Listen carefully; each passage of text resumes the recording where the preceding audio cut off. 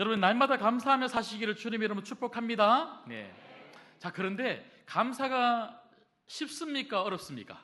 예, 어려워요. 왜냐하면 우리 삶이 너무 힘들기 때문에 그렇습니다.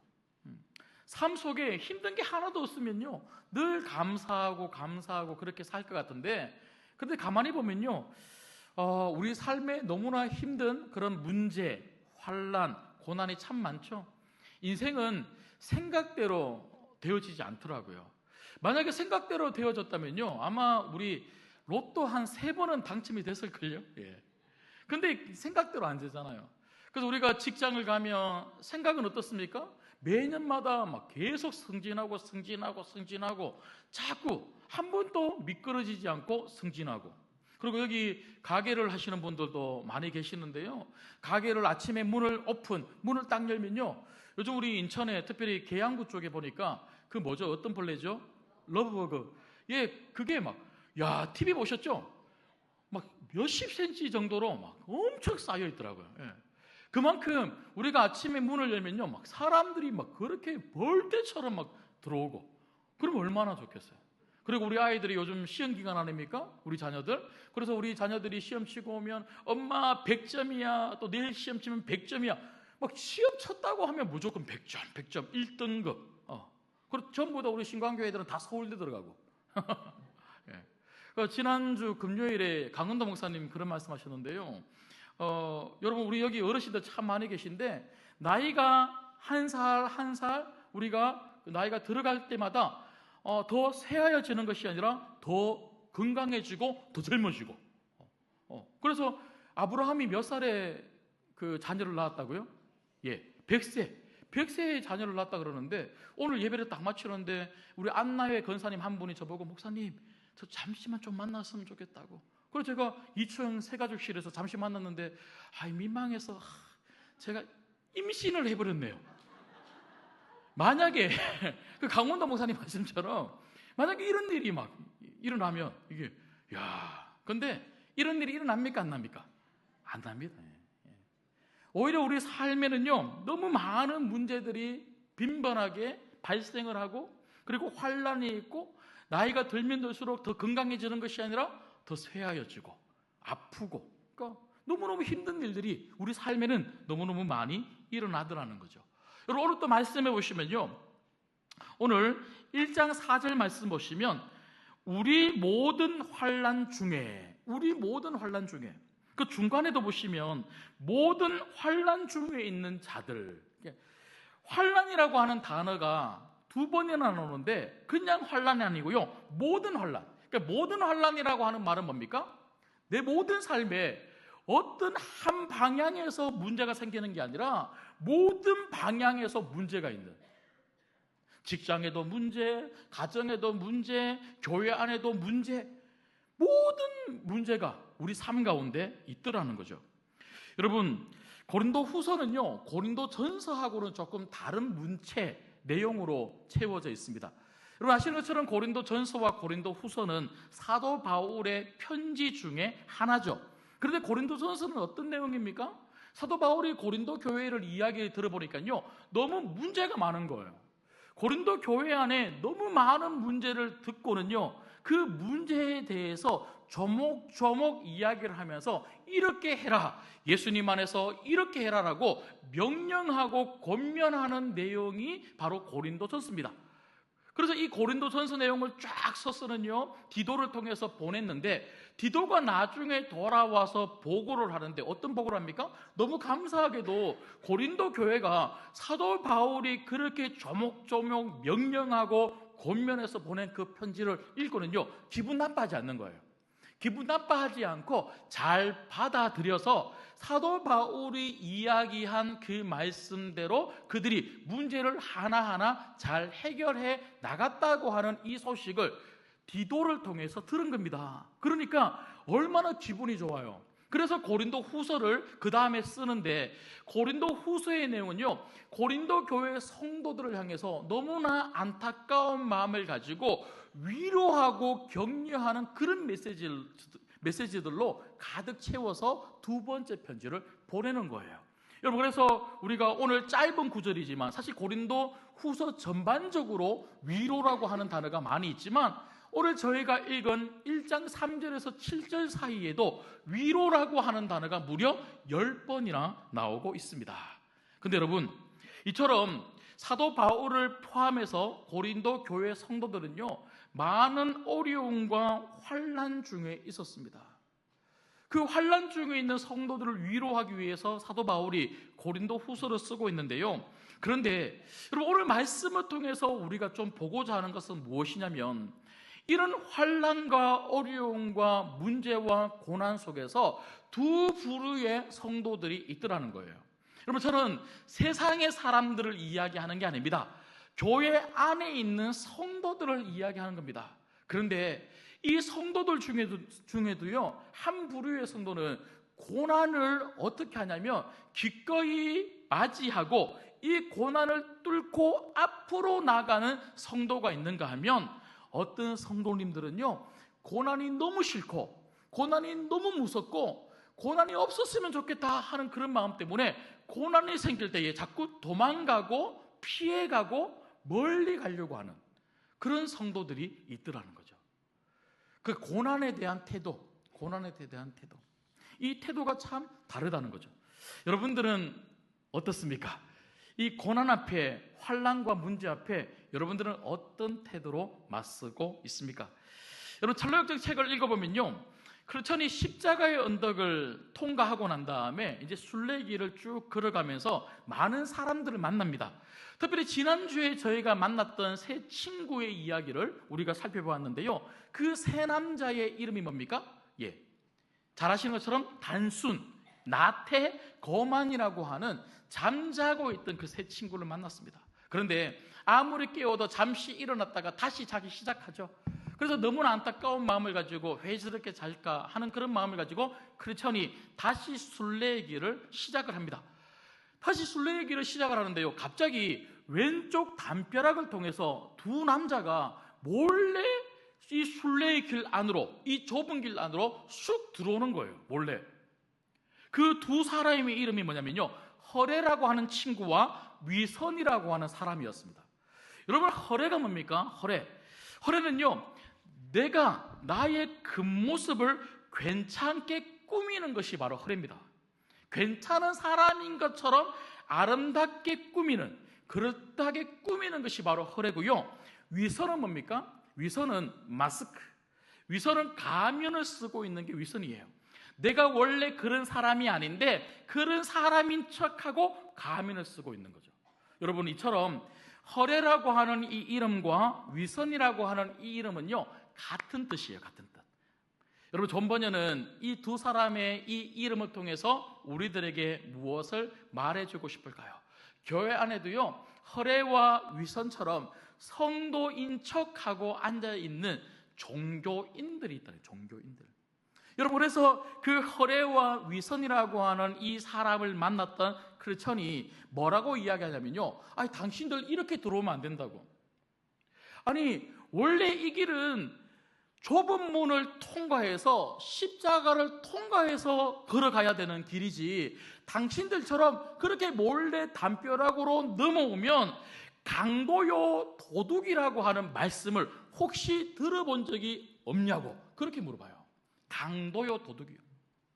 여러분, 순례의 길은요, 오직 좁은 문을 통과하고 십자가를 통과하는 예수님을 믿는 믿음으로 시작되는 줄 믿습니다. 이 믿음 없이, 예수님을 안 믿으면서도 교회에 앉아 있는 그런 분들도 계시다는 거죠. 그런데 여러분, 내가 종교인인가? 아니면 나는 정말 인격적인 예수님을 만났고 믿고 그분과 함께하고 있는 예수의 사람인가? 어디서 확인이 될까요?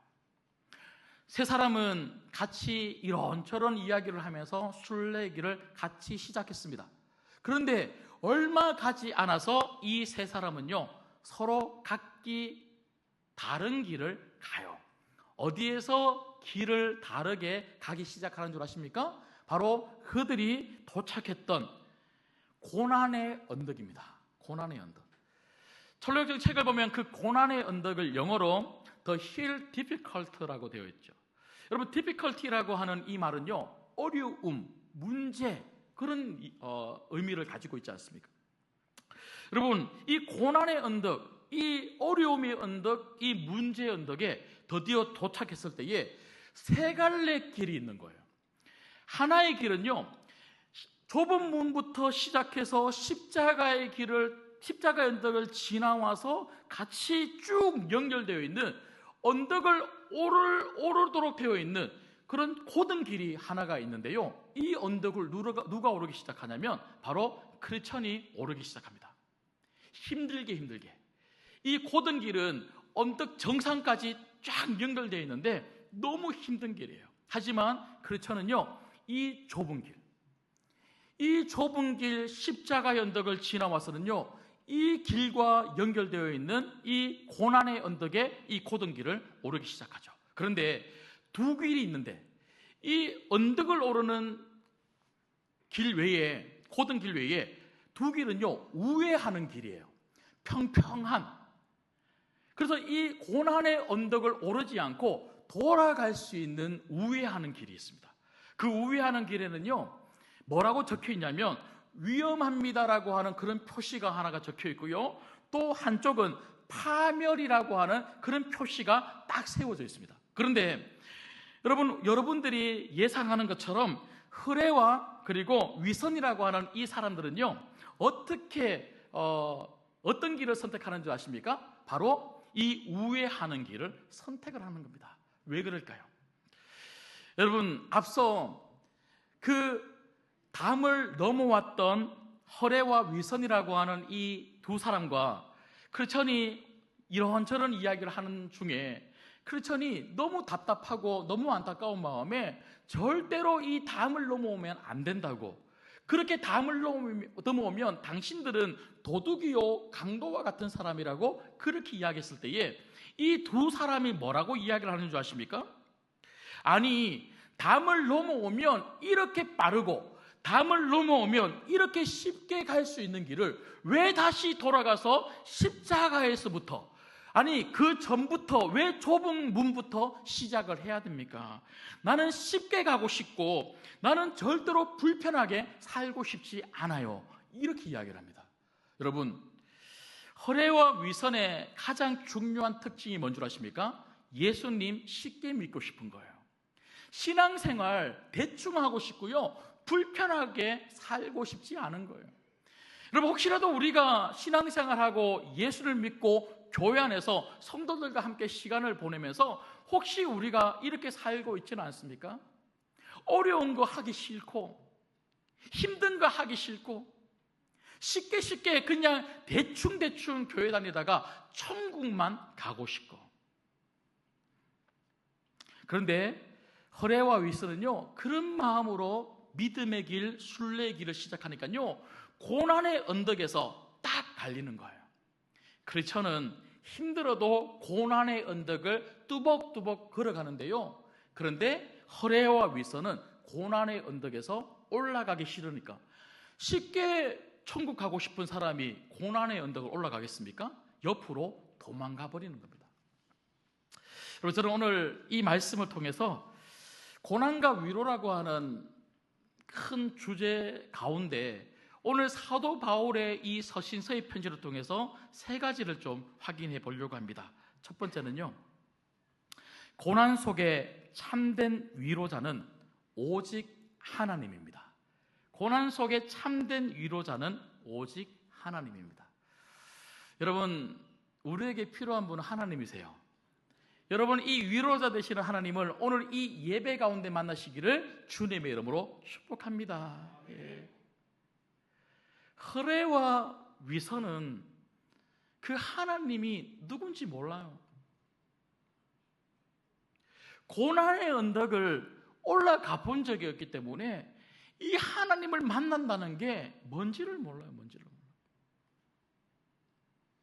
이 하나님으로부터 위로가 필요하다는 것을 뭔지를 모르는 그런 성도들이 아니라, 진짜 이 믿음의 길은 하나님의 위로, 그 하나님의 도우심 없이는 결코 걸어갈 수 없는 길이구나.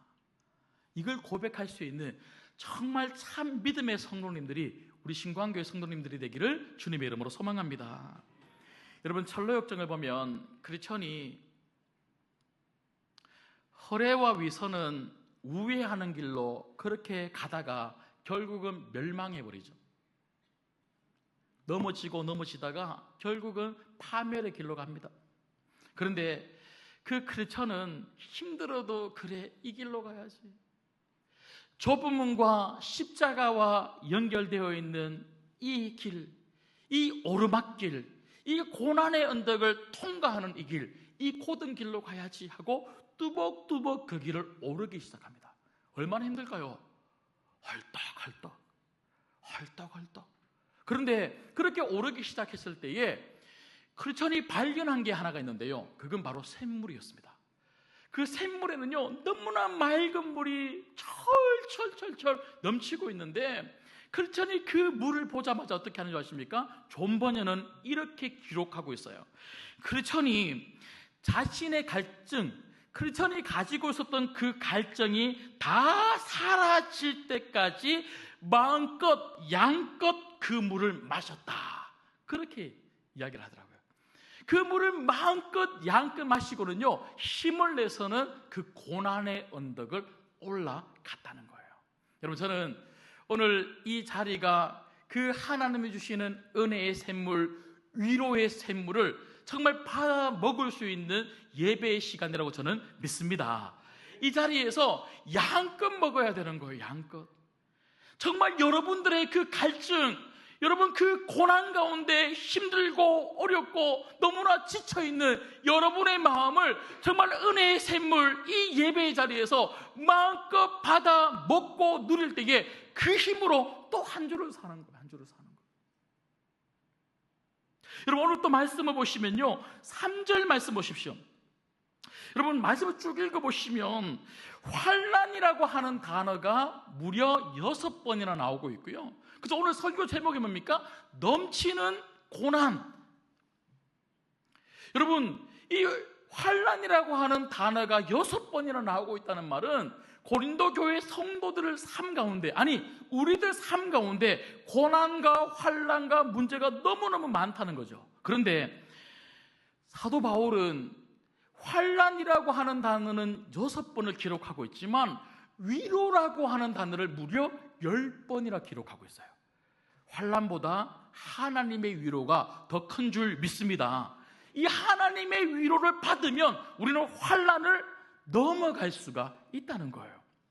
여러분, 오늘 또 3절 말씀에 보시면 이 위로를 주시는 분이 누구십니까? 여러분, 3절 말씀을 같이 한번 읽어볼게요. 시작.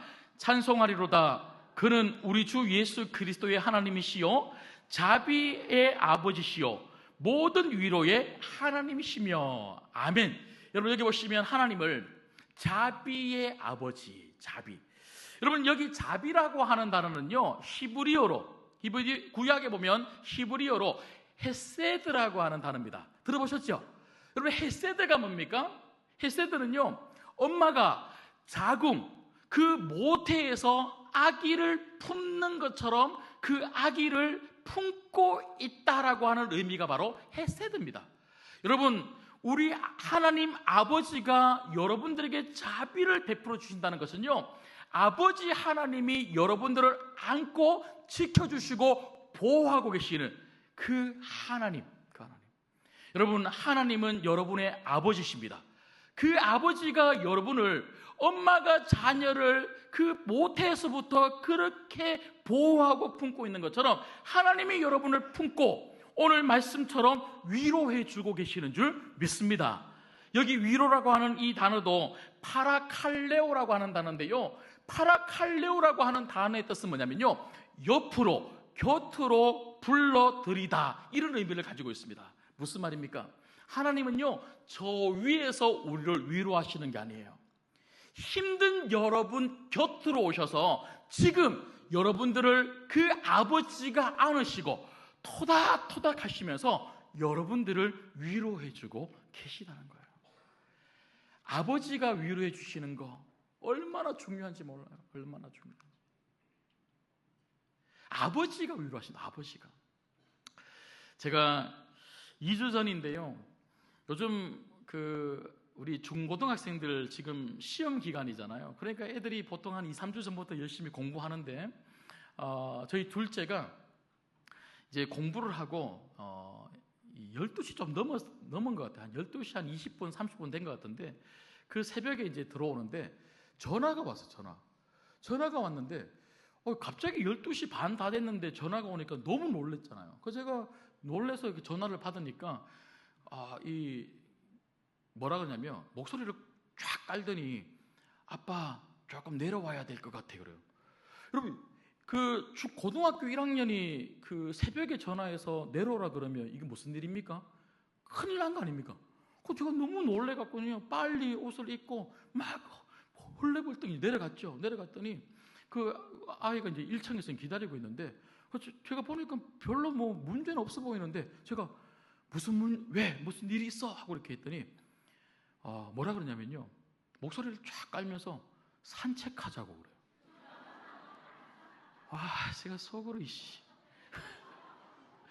저 얼마나 놀랐는지요. 근데 너무 또 감사하더라고요. 이렇게 아무 문제 없으니까.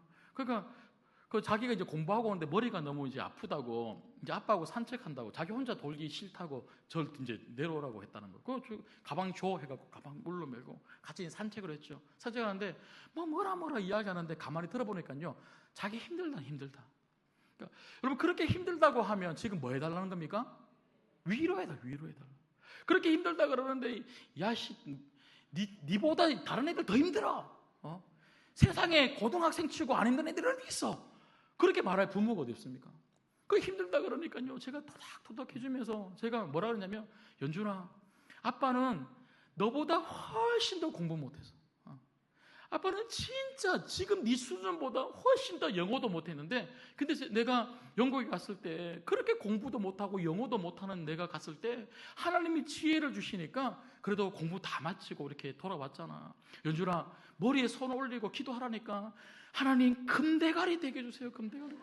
하나님 금대가리 되게 해주세요. 그러니까 무조건 금대가리 되게 해달라고 기도하라고. 그러니까 우리 아들 하는 말이야, 아빠 내가 금대가리 되게 해달라고 얼마나 기도하는 줄 알아? 제가 연준아, 아직 언대가리다. 아직 언대가리니까 금대가리 분명히 하나님 책임지신다. 그래서 제가 위로를 해줬죠.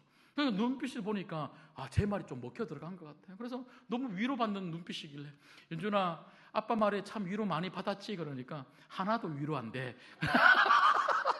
괜히 아빠 불러서 아빠 이야기만 실컷 들었다고 하면서 들어가자 그래서 들어왔는데, 여러분, 아빠는요 다 받아줘요. 자녀가 뭐라고 이야기도 다 받아주면서 토닥토닥 해주시는 분이 아빠예요. 아빠. 여러분, 우리 하나님은 아버지세요.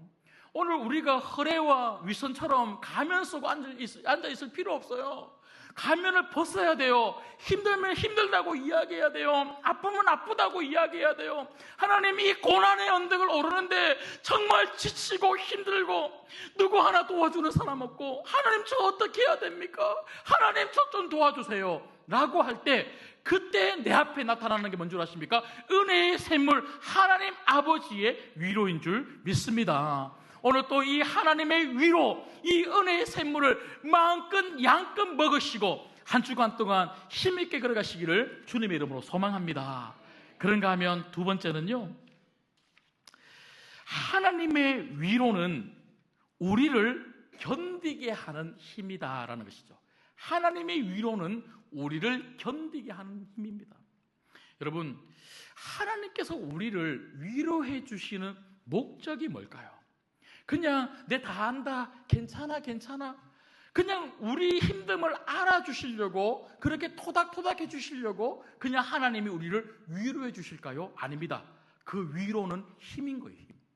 여러분, 오늘 말씀 보시면요, 자, 우리 6절 말씀을 우리 같이 한번 읽도록 하겠습니다. 6절을 읽을게요. 시작. 우리가 환난 당하는 것도 너희가 위로와 구원을 받게 하려는 것이요, 우리가 위로를 받는 것도 너희가 위로를 받게 하려는 것이니, 이 위로가 너희 속에 역사하여 우리가 받는 것 같은 고난을 너희도 어떻게 한다고요? 견디게 하느니라. 여러분, 하나님 위로의 목적은요, 우리를 견디게 하는 거예요. 우리를 견디게 하는 힘, 그건 바로 하나님의 위로인 줄 믿습니다. 여러분, 환경이 바뀌면 힘을 얻을 것 같죠? 건강이 회복되면 힘을 얻을 것 같죠? 여러분, 절대로 그렇지 않습니다. 우리는 어떻게 기도합니까? 하나님, 환경이 바뀌면, 내 문제가 해결되면 더 예수님 더 잘 믿을 수 있을 것 같아요 라고 하죠. 여러분, 그렇지 않습니다.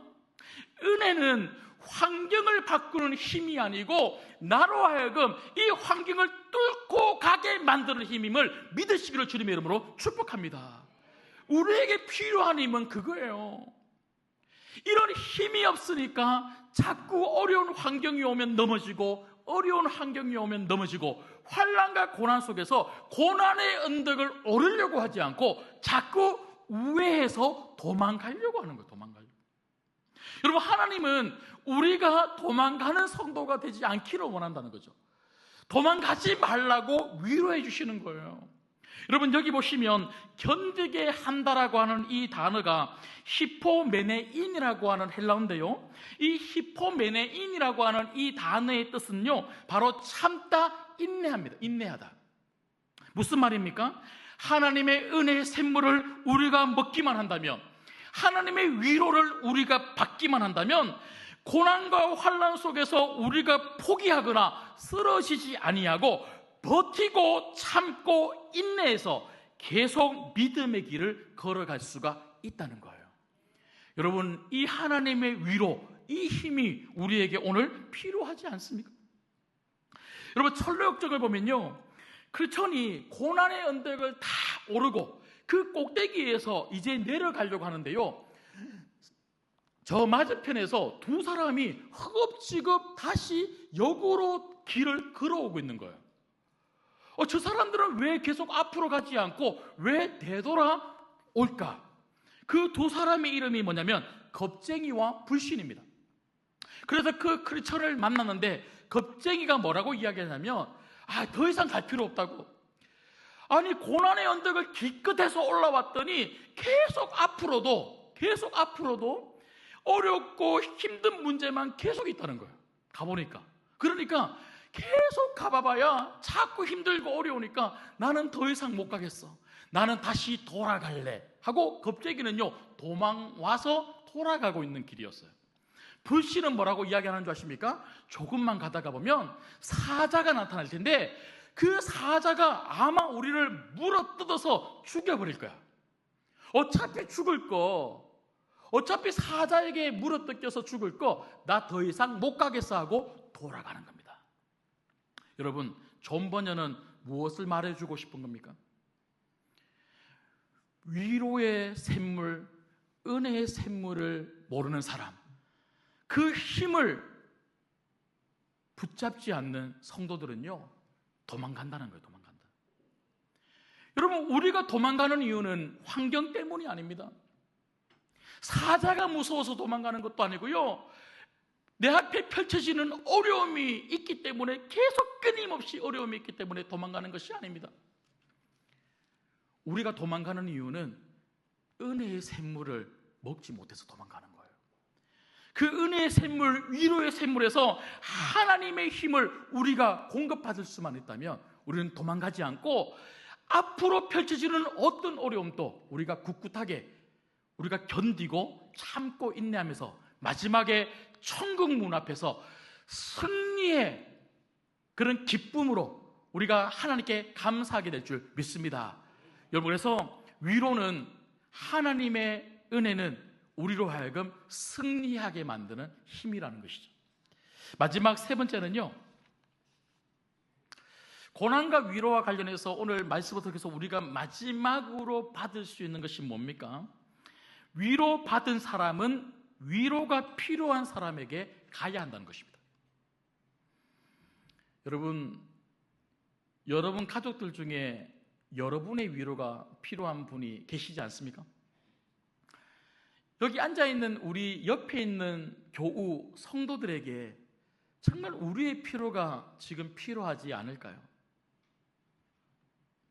오늘 말씀 보시면 한번 보시죠.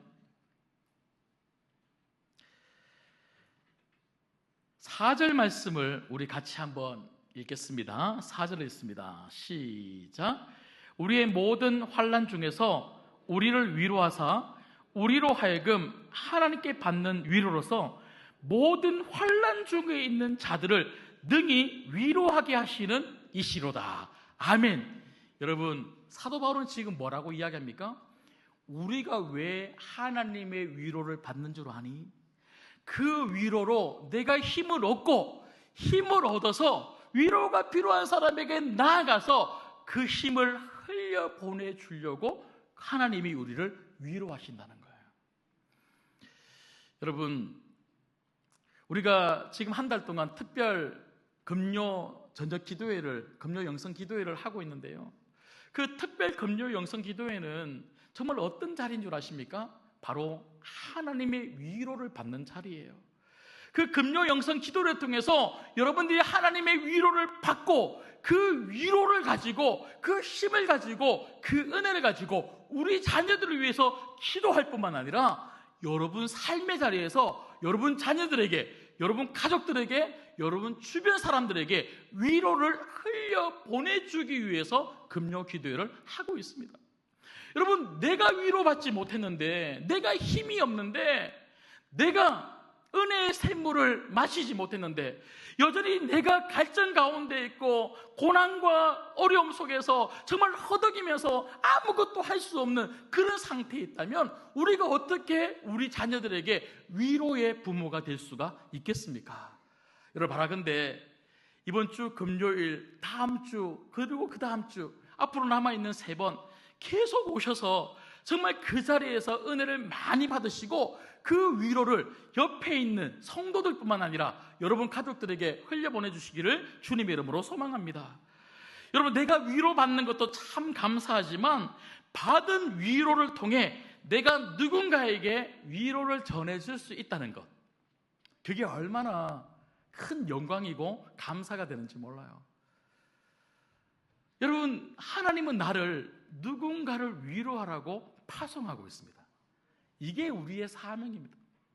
여러분, 우리 신광교회가 여기 서 있는 이유도요, 우리 주변 이웃들에게 위로가 되라고 이 자리에 서 있는 거고요, 여러분들이 여러분 가정, 그리고 여러분들이 여러분들의 함께 성도들과 생활하고 있는 구역, 전도회, 그리고 직장, 여러분 모든 삶의 자리로 하나님이 여러분들을 보내시는 이유는요, 여러분들이 여러분 삶의 자리에서 여러분 주변 사람들, 그 사람들 어떤 사람들입니까? 환난 가운데 있는 사람들이에요. 그 환난 가운데 있는 사람들에게 위로자가 되어주기를 원한다는 거죠. 물론 참된 위로자는 하나님이십니다. 그런데 여러분, 하나님은 사람을 통하여 옆에 있는 사람들을 위로하기를 원하시는 거예요. 제가 지난주 금요일입니다. 강사 목사님이 조금 늦게 오셔서 제가 평상시 같으면 여기 앞에 앉았다가 오시면 같이 올라왔을 텐데, 제가 보니까 이 밖에서 좀 기다려야 되겠다 그런 생각이 들어서 기다려서 모시고 오려고 제가 1층에서 바깥쪽에서 기다리고 있었는데요, 성도님들이 이렇게 들어오시더라고요. 그래서 인사드리고 그렇게 했는데, 근데 한 분 권사님이 들어오시는데 인사드리면서 제가 그동안 건황이 어떠신지, 조금 이렇게 몸이 좀 편찮으신 그런 권사님이셨는데 제가 여쭤보니까 이런저런 이야기를 하시더라고요. 그래서 제가 같이 기도합시다 하고 제가 그 길바닥에 서서는요, 손을 올리고 정말 간절히 기도했습니다. 짧은 시간이지만 정말 간절히 기도하고 예수님의 이름으로 기도합니다 하고 그렇게 눈을 떴는데요, 제가 지금도 그 권사님의 얼굴을 못 잊겠어요. 너무나 행복해 하시면서 그 두 손을 가슴에 이렇게 올리시면서는요, 목사님 감사해요 하고 이렇게 뛰어 들어가시는데요, 와, 제가 그때 어떤 마음을 느끼냐면요, 야, 내가 뭐라고, 박성호 목사가 뭐라고 저렇게 기도 한번 해드렸는데 저렇게 좋아하시는 거구나. 목사의 기쁨과 행복이 그거 아니겠습니까? 담임 목사 기도 한번 받으면 그것으로 참으로 위로받고 힘을 얻는다는 거, 너무너무 감사하더라고요. 그래서 제가 집회 다 마치고 저기 앉아서 잠시 이제 기도하는데 평상시와 다르게 그날 조금 오래 기도했어요. 그러니까 기도하고 또 이렇게 이런저런 생각들을 좀 하고 앉아 있다가 제가 이제 방에 가서 정리하고 내려왔는데 성도님들이 다 가셨어요.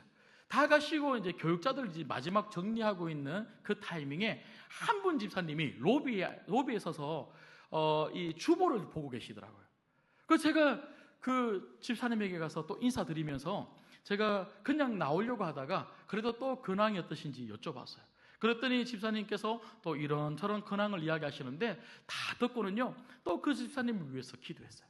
그 손을 올리고 다 기도하는데요, 야, 아멘 하고 눈을 떴는데 걸성걸성거리면서 너무너무 이렇게 행복해 하시는 또 집사님의 얼굴을 보면서, 아, 그래, 우리의 사명이 이거지.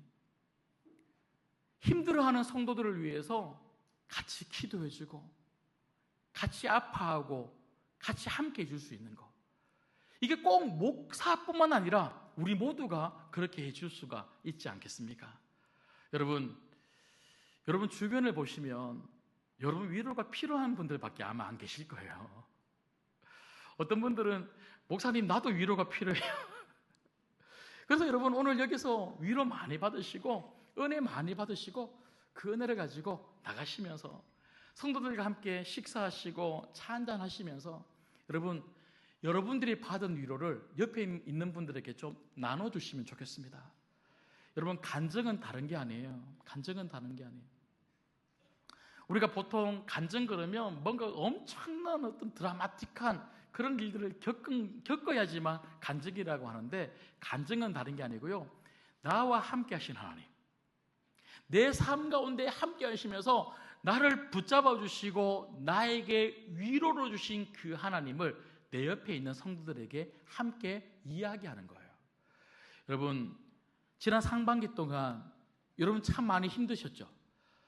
그 힘든 하루하루를 살아올 때에 그래도 하나님이 여러분 삶 가운데 참 많이 함께 하셨고요, 여러분이 기도했을 때에 참 많은 부분에서 하나님이 여러분들에게 응답해 주셨어요. 여러분, 그런 귀한 간증을 주신 이유가 뭘까요? 간증은 내 입을 통해서 다른 사람에게 선포하라고 주시는 것이 바로 간증입니다. 여러분 삶 가운데 하나님이 그런 많은 은혜를 주시고 위로를 주시고 힘을 주셨다면요, 이제 내게 주어진 사명이 뭡니까? 하나님은 이런 분이시라고. 집사님 힘내세요. 나를 도와주신 하나님, 당신도 도와주실 줄 믿습니다. 권사님 좌절하지 마세요. 포기하지 마세요. 나를 이렇게 일으켜 주신 하나님, 우리 권사님도 반드시 일으키시고 회복시켜 주실 줄 믿습니다. 여러분 한마디에 우리 성도님들이 힘을 얻었으면 좋겠고요, 우리의 성도들의 한마디 때문에 주변에 예수 안 믿는 사람들이 예수 믿는 축복이 주어지기를 주님의 이름으로 소망합니다. 말씀을 맺겠습니다.